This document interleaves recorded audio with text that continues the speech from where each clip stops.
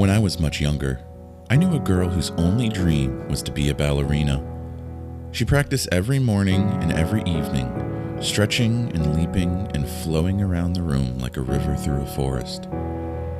And always she danced to the same tune that came from a music box she carried with her. Inside the box was a tiny ballerina figurine, and it danced along with the girl whenever the song played. That damn box, I hated it.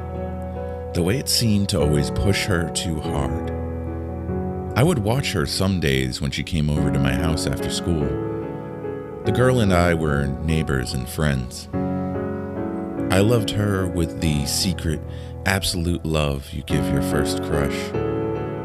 She'd invite me to dance with her, but I was too nervous, too aware of the clumsy geometry of my steps. When the girl danced, it was like she was running.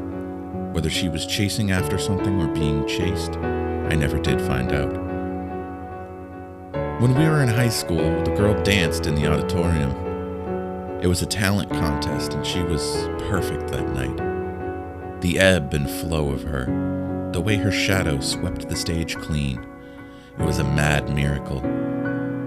I don't know how her body held together the heat of her, the graceful friction. Everyone in the room held one shared breath.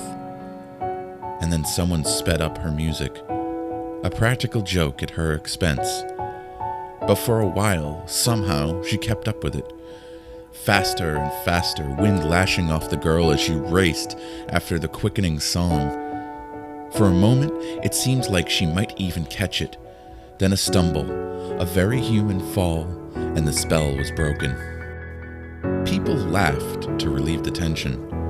I didn't. It must have hurt. Each cackle a hook set to skin, then ripped away.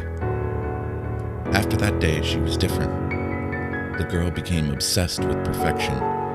Every waking moment spent practicing.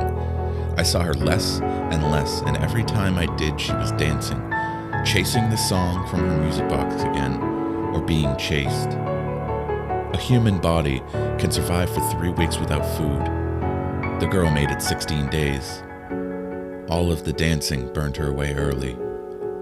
So many of the people that laughed at her fall cried at her funeral. I didn't. I was too numb. But at least in death she could finally rest. Or so I thought. Last night the tears finally came. I decided to visit the girl's grave. When I arrived, I could hear a faint sound drifting up from the fresh earth. 2 sounds. The muted rasp of the music box. The second was the slow, clumsy thump of something buried.